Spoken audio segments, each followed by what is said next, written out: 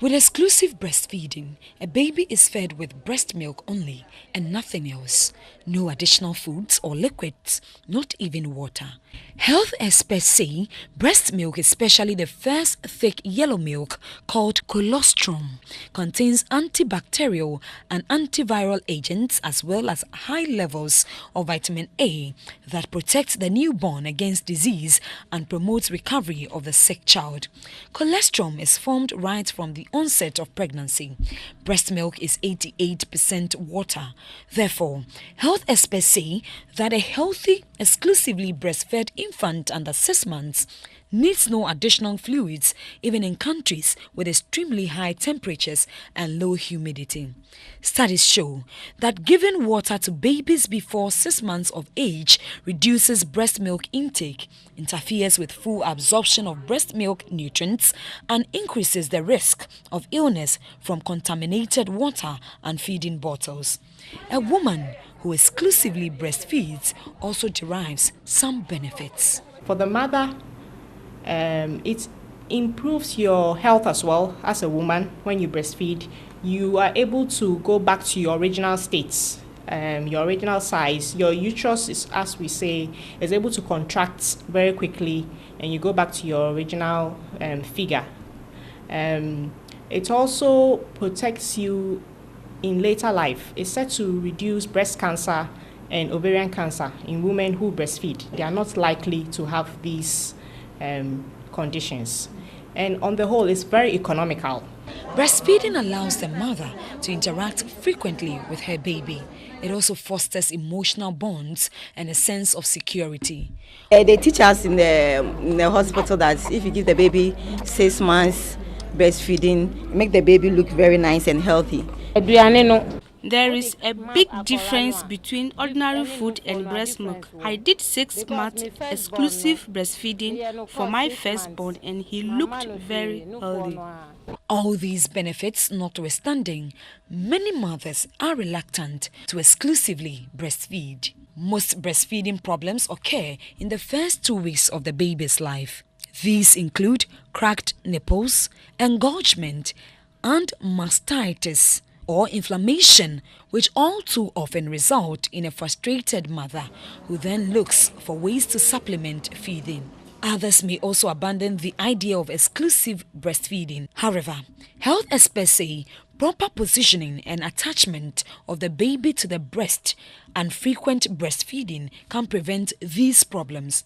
One practical obstacle preventing mothers from exclusively breastfeeding is that legislation around maternity leave with regards to policies that provide time, space, and support for breastfeeding in the workplace does not exist. 4 months, the mothers get a maternity leave so they can practice it. But after the 4th month, what happens? So I think that workplaces should begin to help the mothers to implement this policy.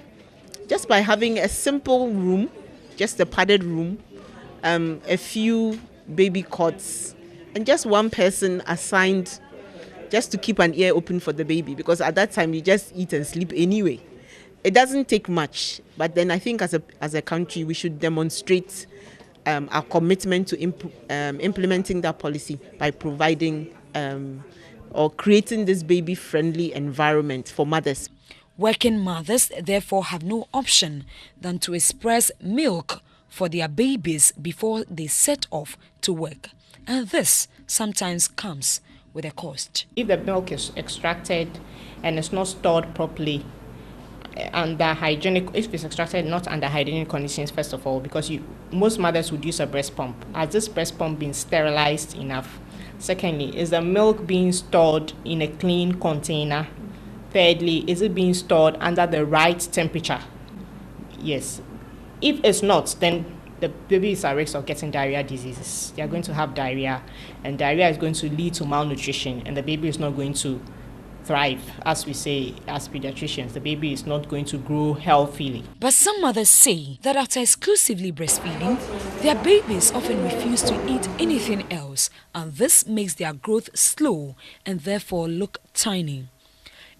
After age 6 months, you see that the child, like you're saying, the child may not be as big as, which is good because we don't want our children to become obese as they are growing up. So as the child grows, you realize that they are not as fat as they should be when they are breastfed. So breast milk actually reduces childhood obesity later in their as they are growing up. Infant formulas over the years have become a preferred choice for most mothers. These supplement the breast milk. However, infant formula is suitable for birth when babies are not breastfed. Manufacturers often advise that breast milk is the effective requirement for babies, but health experts caution that improper use of infant milk or feeding methods may present a health hazard. They advise that if a mother decides to feed her baby with infant milk, she must carefully follow the manufacturer's instructions.